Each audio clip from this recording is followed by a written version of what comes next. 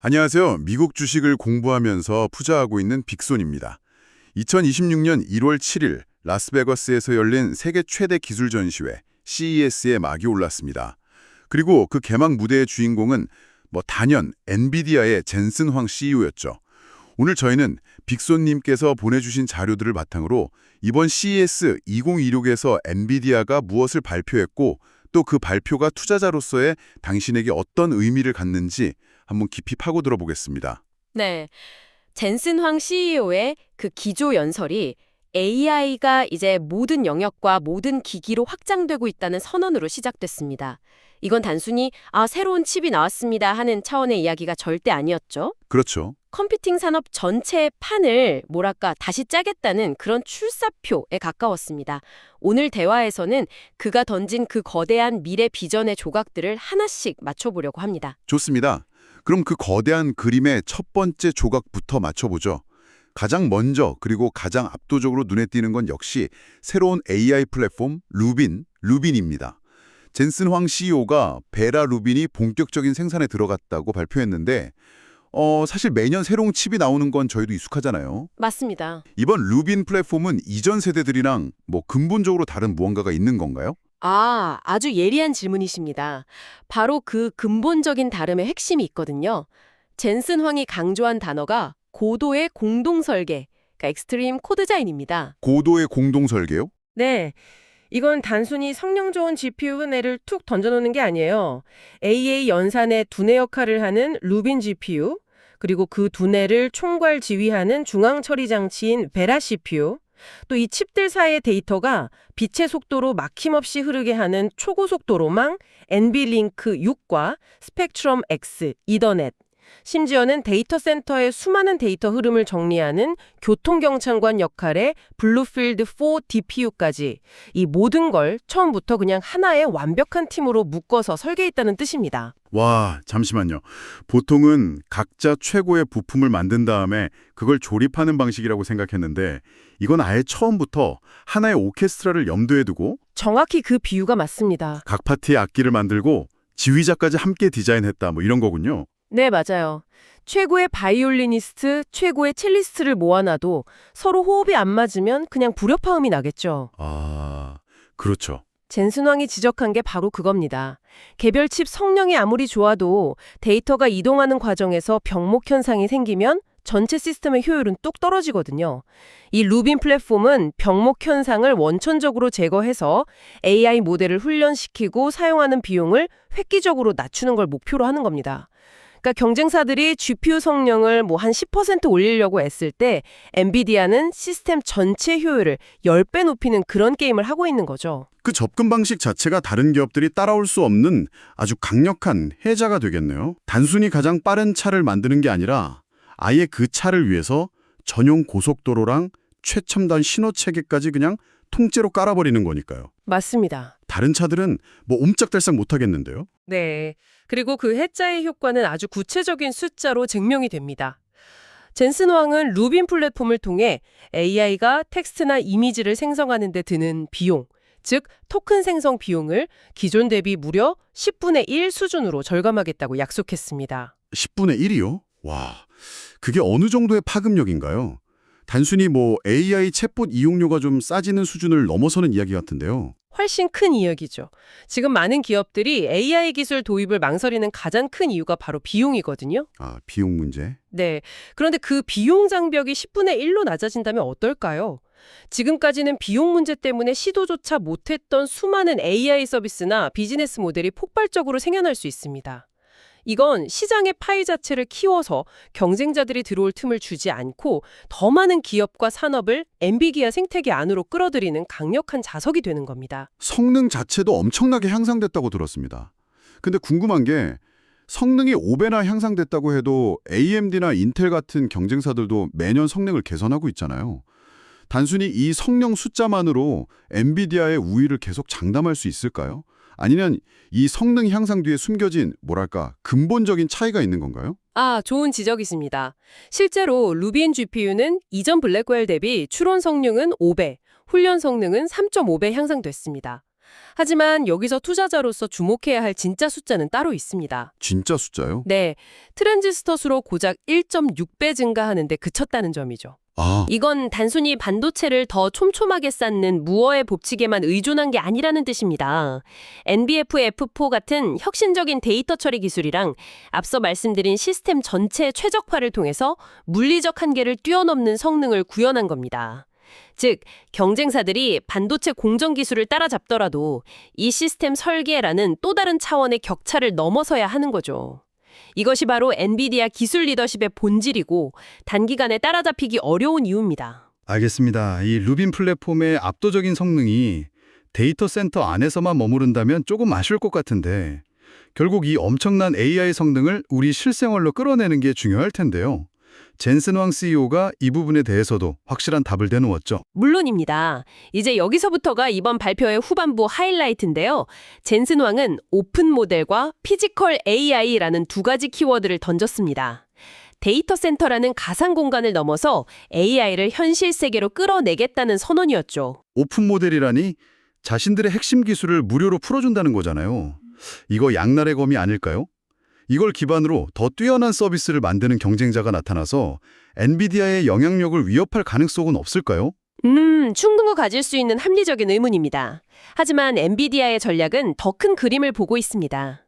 의료용 클라라, 로보틱스용 GROT, 그리고 이번에 발표한 자율주행용 알파마요 같은 최첨단 AI 모델들을 오픈소스로 공개하는 건요. 전 세계 개발자들한테 우리가 최고급 재료는 다 준비해놨으니까 이걸로 마음껏 요리해서 혁신을 만들어봐 라고 말하는 것과 같습니다. 아, 그 비유가 정말 와닿네요. 예전에 윈도우가 있었기에 수많은 소프트웨어 회사들이 탄생할 수 있었지만 결국 그 모든 가치는 윈도우라는 플랫폼 위에서 실현됐잖아요. 엔비디아도 AI 개발자들이 마음껏 뛰어놀 수 있는 운동장을 만들어주고 대신 입장료나 운동화는 전부 자기들 것을 쓰게 만드는 그런 전략이군요. 바로 그겁니다.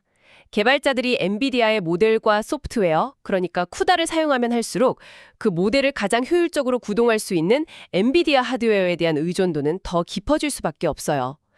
AI 시대의 윈도우가 돼서 표준을 장악하겠다는 아주 영리하고 야심찬 전략이죠. 그렇군요. 그럼 이제 그 전략이 현실 세계와 만나는 지점, 피지컬 AI로 넘어가 보죠.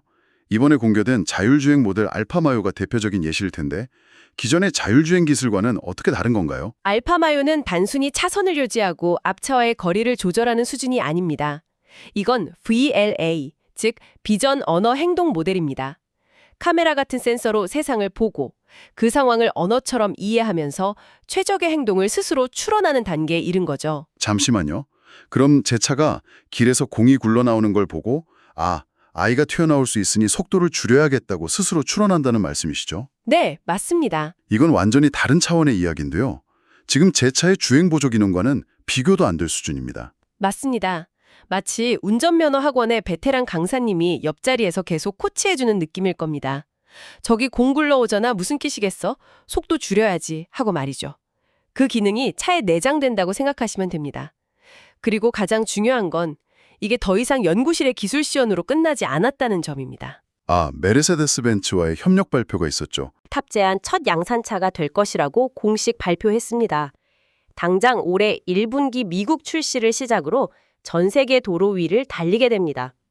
이건 투자자분들께 매우 중요한 신호입니다. 엔비디아의 기술이 드디어 구체적인 매출로 연결되는 단계에 이르렀다는 뜻이니까요. 아, 그렇군요. 자동차 부문은 아직 엔비디아 전체 매출에서 비중을 작지만 언젠가 모든 자동차가 자율주행 로봇이 될 것이라는 비전 아래 가장 폭발적인 성장 잠재력을 가진 시작입니다.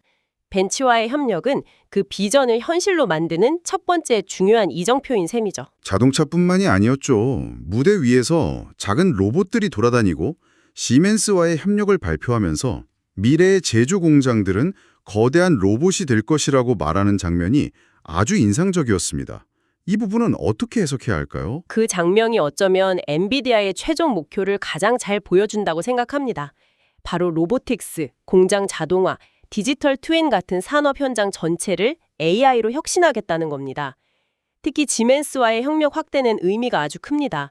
지멘스는 산업용 소프트웨어의 절대 강자거든요. 디지털 트윈이라는 개념을 조금 더 쉽게 설명해 주실 수 있나요? 물론이죠.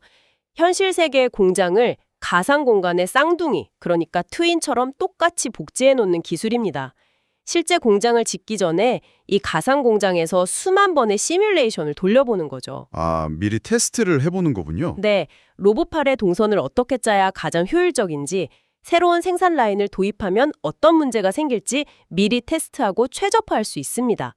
엔비디아는 이 거대한 가상 공장을 구동하고 시뮬레이션 하는 데 필요한 컴퓨팅 파워와 소프트웨어 플랫폼, 즉 옴니버스를 제공하는 겁니다. 와, 그러니까 엔비디아는 이제 공장 안에 들어가는 개별 로봇에 AI 두뇌를 공급하는 걸 넘어서 그 공장 전체가 설계되고 훈련되고 운영되는 가상의 세계, 즉 산업용 메타버스 자체를 제공하겠다는 거군요. 정확합니다. 이건 정말 데이터 센터 시장과는 비교할 수 없을 정도로 거대한 시장으로의 확장이네요. 네, 그렇죠. 칩 설계 회사인 시놉시스, 케이던스와의 협력까지 더하면 반도체 칩 설계부터 자동차와 같은 최종 제품의 생산에 이르는 전 과정을 엔비디아의 플랫폼 위에서 구현하겠다는 선언입니다. 데이터 센터라는 특정 시장을 넘어서 인류의 전체 산업 시장을 목표로 삼고 있는 거죠. 알겠습니다. 정말 거대한 이야기네요. 자, 그럼 지금까지 나온 내용들을 투자자이신 빅소님 관점에서 명확하게 한번 정리해 보겠습니다. 이번 CES 발표가 우리에게 주는 핵심적인 메시지 3가지를 꼽는다면 무엇일까요? 첫째는 넘어설 수 없는 기술적 혜자와 그 속도입니다. 루빈 플랫폼의 고도의 공동 설계는 단순히 칩 성능 하나를 개선하는 것과는 차원을 다른 접근법이거든요. 이건 경쟁사들이 쉽게 모방할 수 없는 강력한 시스템 단위의 경쟁력이죠. 그렇죠. 게다가 블라웰에 이어서 루빈까지 매년 새로운 플랫폼을 출시하는 이 압도적인 속도는 경쟁사들에게 추격의 의지마저 꺾어버리겠다는 선언과도 같습니다. 두 번째는 앞서 이야기 나눈 사업 영역의 확장이군요. 맞습니다. 데이터 센터를 넘어 현실 세계로의 거대한 확장입니다. 자본시장이 이 발표에 열광하는 가장 큰 이유 중 하나죠. 자율주행차인 벤츠 CLA, 로보틱스, 산업자동화의 지멘스처럼 구체적인 상용화 사례를 통해서 새로운 성장 동력을 명확히 보여줬습니다. 이건 엔비디아의 목표 시장이 우리가 망연히 생각했던 것보다 훨씬, 어쩌면 몇 배는 더 클 수 있다는 것을 시사합니다. 마지막 3번째는 역시 생태계 전략이겠네요. 그렇습니다. 개방을 통한 완전한 지배, 즉 생태계 전략입니다. 오픈 모델 전략을 통해서 전 세계의 가장 똑똑한 개발자들을 엔비디아 플랫폼이라는 운동장으로 끌어모으고 있습니다. 아, 앞서 비유했듯이 이건 AI 시대의 운영체제, OS 표준을 만들겠다는 야심입니다. 한번 이 생태계에 익숙해진 개발자들은 쉽게 떠나지 못하죠. 강력한 락인 효과가 발생하는 겁니다. 정리하자면 엔비디아는 더 이상 AI 칩을 파는 회사가 아니라 AI 혁명이라는 거대한 파도를 일으키고 그 파도를 타는 데 필요한 서핑보드부터 파도 타기 기술까지 모든 것을 제공하는 회사로 스스로를 재정의하고 있군요. 그렇다면 투자자로서 앞으로 무엇을 더 지켜봐야 이 비전이 현실이 되는지를 확인할 수 있을까요? 이제부터는 발표된 청사진이 현실의 숫자로 어떻게 나타나는지를 확인해야 합니다. 가장 먼저 곧 출시될 메르세데스 벤츠 CLA의 실제 판매량과 알파마요 기능에 대한 시장의 반응을 주목해야 합니다. 이건 피지컬 AI의 첫 시험되니까요. 네. 두 번째는 지멘스와 같은 산업 파트너십을 통해 발생하는 실질적인 소프트웨어 및 서비스 매출이 얼마나 성장하는지를 봐야 합니다. 마지막으로 알파마요나 GN레루티 같은 오픈 모델들이 개발자 커뮤니티에서 얼마나 널리 채택되고 환영되는지도 엔비디아 생태계의 건강성을 측정하는 매우 중요한 지표가 될 겁니다. 결국 하드웨어의 압도적인 성능뿐만 아니라 그 위에서 돌아가는 소프트웨어와 서비스의 확산, 그리고 개발자들의 자발적인 참여까지 이 3박자가 모두 맞물려 돌아가는지를 함께 봐야 한다는 말씀이시네요. 정확합니다. 엔비디아는 이제 AI라는 거대한 파도의 방향을 제시하는 등대를 넘어서 그 파도 자체를 만들어내는 조류 발생 장치가 되려고 합니다.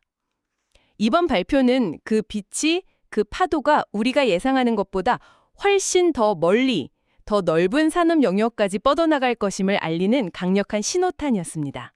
엔비디아는 CES 2026을 통해 단순히 다음 세대 칩을 공개한 것이 아니라 AI가 어떻게 산업과 우리의 일상을 근본적으로 바꿀 것인지에 대한 구체적이고 현실적인 청사진을 제시했습니다. 어쩌면 우리는 지금 또 한 번의 산업혁명, 그 가장 중심에 서 있는지도 모르겠습니다.